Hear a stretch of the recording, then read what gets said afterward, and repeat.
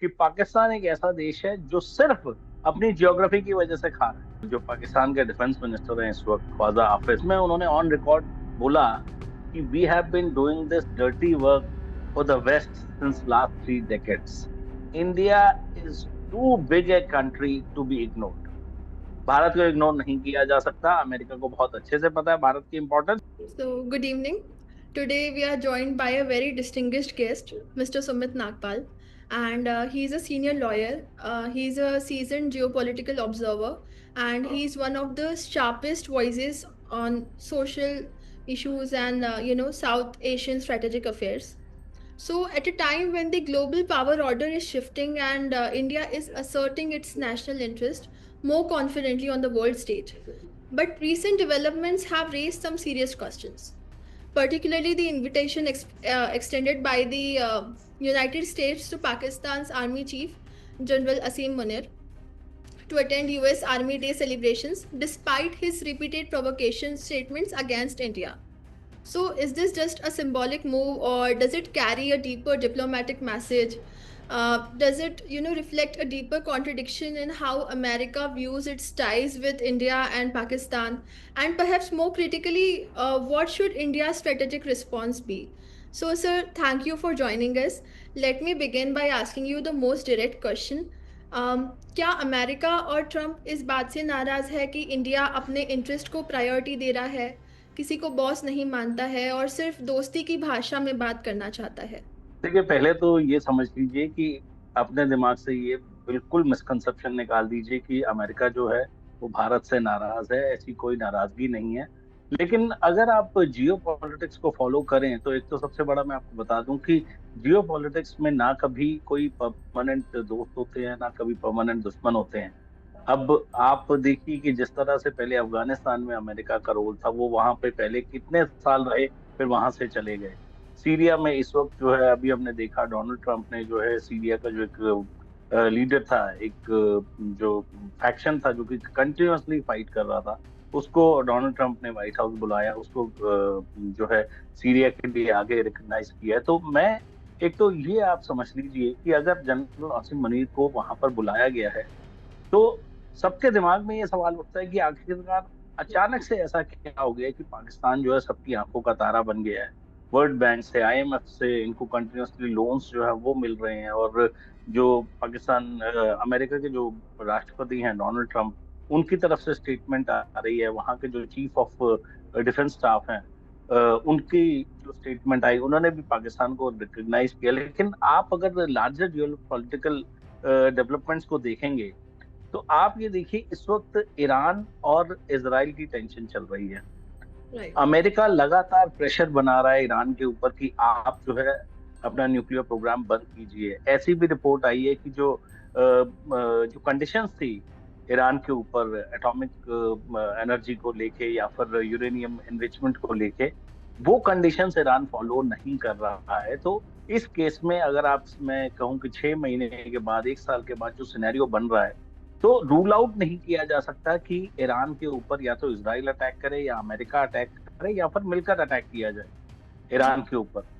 अगर ईरान के ऊपर अटैक होता है तो आप मुझे ये बताइए कि कौन सी कंट्री है, आप जियोग्राफी देखिए, जहां पर अमेरिका को अपने एयरबेस चाहिए होंगे।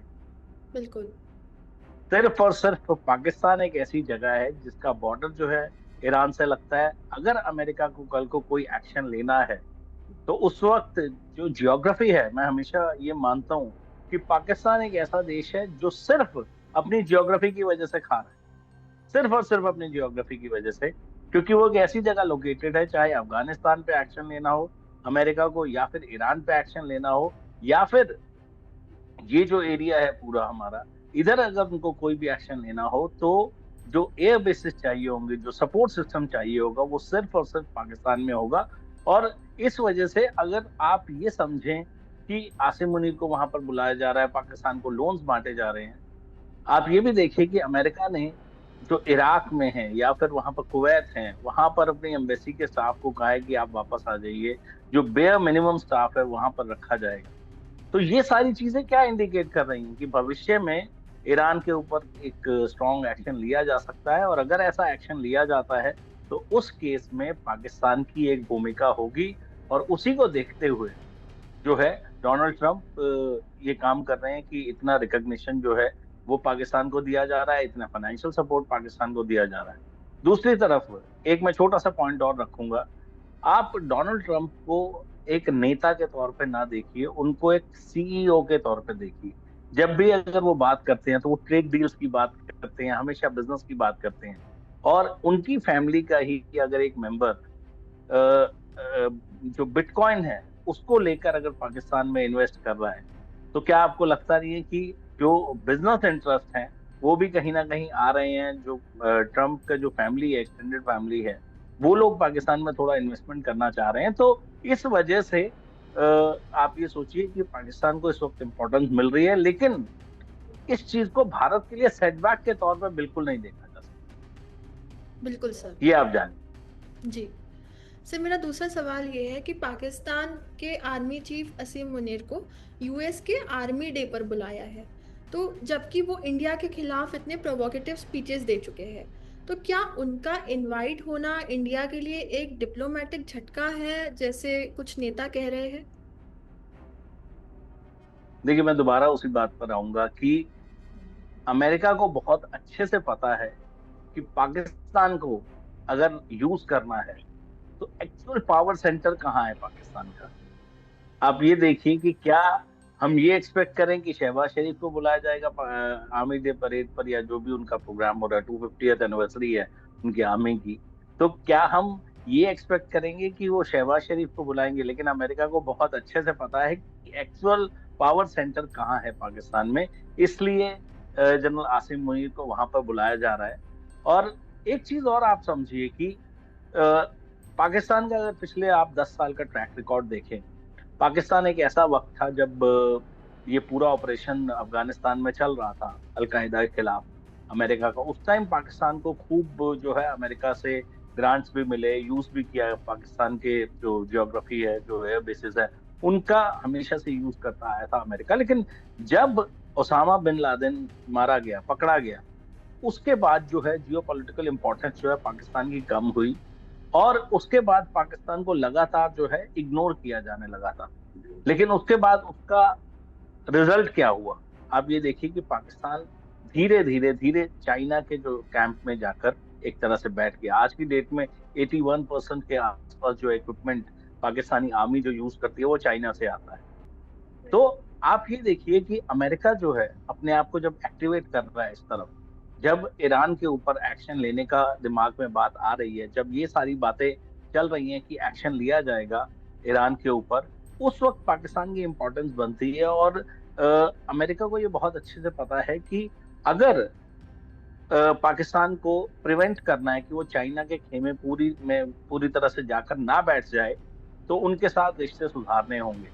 दूसरा, आप ये भी जानिए कि बहुत टाइम से फीलर्स दिए जा रहे हैं अमेरिका द्वारा भारत को कि आप हमसे फाइटर जेट्स लीजिए, लेकिन अभी तक भारत ने जो है उस पर कोई ऐसा रिस्पांस दिया नहीं है। तो आप ये देखिए कि जब ये समझ आता है अमेरिका को कि भारत हमसे फाइटर जेट्स नहीं खरीद रहा, जब अमेरिका को ये समझ आता है कि हमारे F-16 जो है वो पाकिस्तान में जो बेचे गए थे, जब अमेरिका को ये समझ आता है कि हमें पाकिस्तान की जरूरत पड़ने वाली है, नियर फ्यूचर में भी पड़ सकती है, तो इस वजह से अगर ये एक बहुत टेम्परेरी फेज है, मैं आपको ये बता दूं। जी ये पाकिस्तानियों को बहुत खुश होने की जरूरत नहीं है कि पाकिस्तान में क्या होता है कि वो लोग जरा सी छोटी सी कोई उनको हल्की सी भी इंपॉर्टेंस दे दे तो बड़े खुश हो जाते हैं पाकिस्तानी की, नहीं हमारे बिना तो काम नहीं चल सकता दुनिया का।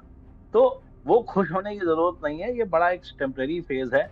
अगर ईरान से वॉर होती है तब पाकिस्तान की कोई जियोपॉलिटिकल इंपॉर्टेंस होगी। उस वजह से अमेरिका ही मैं कहूँ कि ये एक अपना मेजर ले रहा है फ्यूचर को ध्यान में रखते हुए कि जरूरत पड़ सकती है, तो इस वक्त अपना एक रास्ता बना कर रखो वहां पर। और पावर सेंटर चूंकि पाकिस्तान की सेना है पाकिस्तान में, तो इसीलिए आसिम मुनीर को बुलाया गया है। ऐसा कोई रीजन नहीं है कि बहुत ज्यादा अमेरिका जो है वो रिकग्नाइज कर रहा है। आप अगर पीछे देखें तो जनरल जियाउल हक को भी बुलाया था 80s में रोनाल्ड रीगन ने, उस टाइम पे भी अमेरिका को एक्शन लेना था अफगानिस्तान में, और उस टाइम भी ऐसी चीजें थी कि लोगों को लगा कि नहीं बहुत ज्यादा इंपॉर्टेंस दी जा रही है पाकिस्तान को। ऐसा कुछ नहीं है, ये टेम्पररी फेज है। बिल्कुल। सर, इसी से जुड़ा मेरा अगला सवाल है कि यूएस के सेंट्रल कमांड चीफ ने कहा है कि पाकिस्तान एंटी टेरर फाइट में पार्टनर है, लेकिन क्या हम्म। अमेरिका ये नहीं देख पा रहा है कि वही पाकिस्तान ओसामा बिन लादेन को छुपाता था और ग्लोबल टेररिज्म का हब बन चुका है?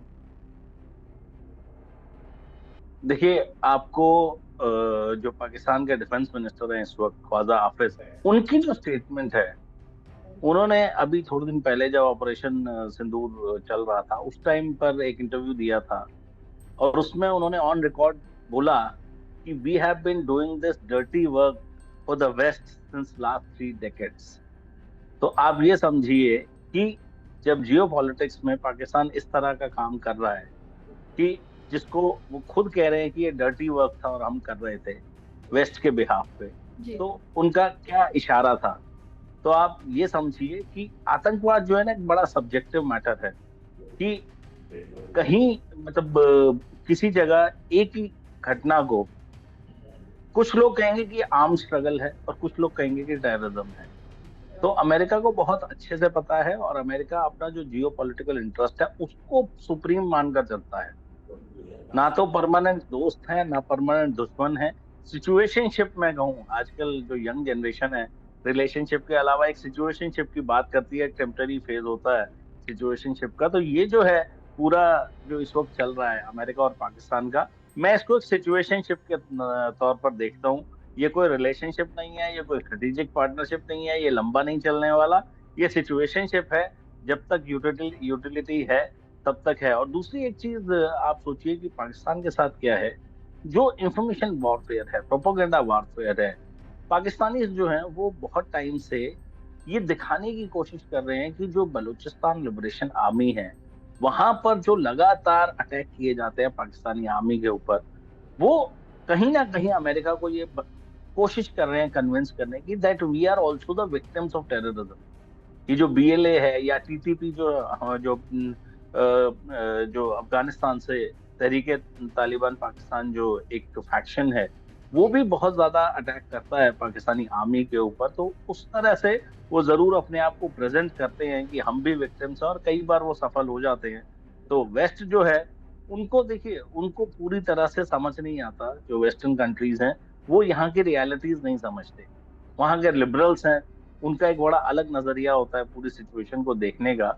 तो कहीं ना कहीं पाकिस्तान जरूर उस नजरिए का फायदा जरूर उठाने में कामयाब हो जाता है। बिल्कुल।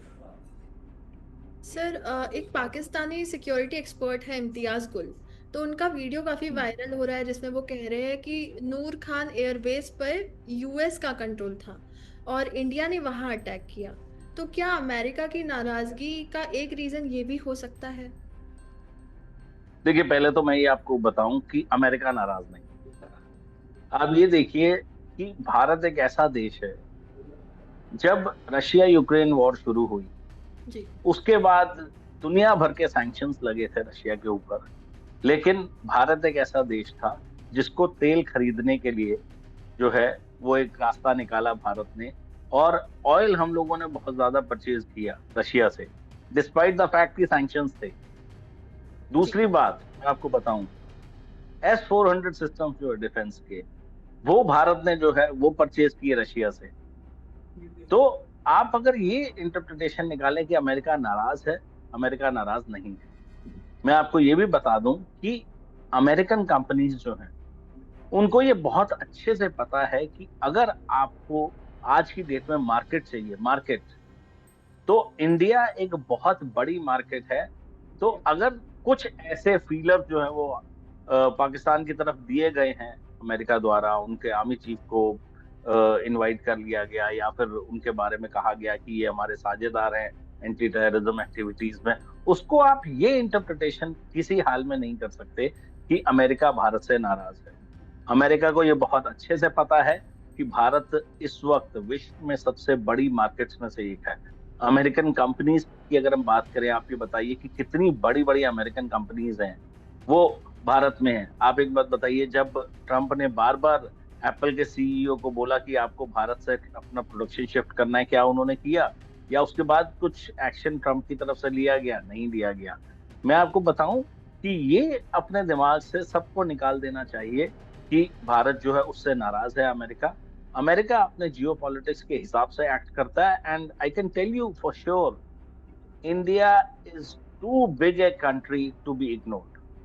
भारत को इग्नोर नहीं किया जा सकता। अमेरिका को बहुत अच्छे से पता है भारत की इंपॉर्टेंस। और इस वक्त एक बात देखिए, जितनी भी ये सारी चीजें हो रही हैं उस पे ना तो एस जयशंकर साहब कुछ बोल रहे हैं, ना कोई ऐसा कोई बयान फॉरेन मिनिस्ट्री की तरफ से आ रहा है, ना प्रधानमंत्री कुछ बोल रहे हैं, ना कोई मंत्री कुछ बोल रहा है, क्योंकि उनको ये पता है। मैं आपको बताऊं, जो ये अमेरिका और पाकिस्तान की जो नजदीकियां बढ़ रही हैं, ये सबको पता है। भारत में जो जियो पॉलिटिक्स फॉलो करते हैं उनको पता है ये सिर्फ एक सिचुएशनशिप है। ये थोड़े दिनों की बात है, उसके बाद ये खत्म हो जाएगा या फिर इसके डायनेमिक्स चेंज हो जाएंगे।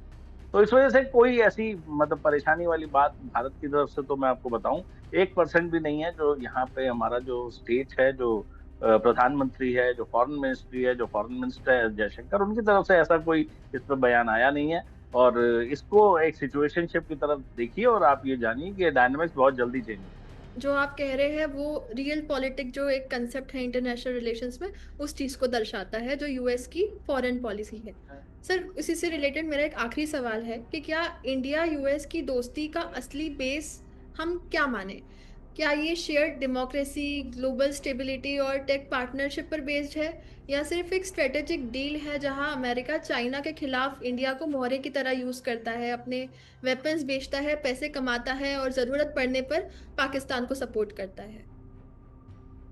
देखिए, मैं एक तो मानता हूं कि ना तो परमानेंट दोस्ती होती है जियो पॉलिटिक्स में, ना परमानेंट दुश्मनी होती है।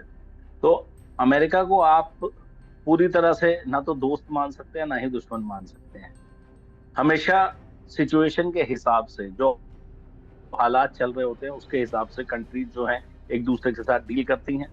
आप ये देखिए कि बहुत बार हम सोचते हैं कि फला कंट्री हमारा जो है फ्रेंड है, लेकिन आप देखिए कि वो कंट्री दोस्त क्यों है। क्योंकि हम उनसे हथियार खरीदते हैं, हम उनसे टेक्नोलॉजी ट्रांसफर लेते हैं, हम उनसे बिलियंस ऑफ डॉलर्स की हम पेमेंट करते हैं। तो आप ये ना समझिए कि अमेरिका हमारा कोई बहुत बड़ा दोस्त है, लेकिन मैं ये भी नहीं कहूंगा कि हमारा कोई बहुत बड़ा दुश्मन है। अमेरिका अपने जियो पॉलिटिक्स के हिसाब से चलता है और भारत अपने जियो पॉलिटिक्स के हिसाब से चलता है। मैं आपको बताऊं कि बहुत टाइम से ये भी कोशिश की गई है अमेरिका की तरफ से कि भारत जो है एक तरह से हम जिसे कहते हैं कि उनके पाले में आ जाए। लेकिन भारत ने अपनी जो फॉरेन पॉलिसी है उसको पूरी तरह से इंडिपेंडेंट रखा हुआ है। जब S-400 लेने की बात हुई, हमने रशिया से S-400 खरीदे। जब तेल खरीदने की बात हुई, हमने ऑयल खरीदा रशिया से, वो भी तब जब पूरी दुनिया सैंक्शंस लगा के बैठी थी उनके ऊपर। तो आप ये समझिए कि जो हालात होते हैं उसके हिसाब से ये सारी चीजें डिसाइड की जाती हैं।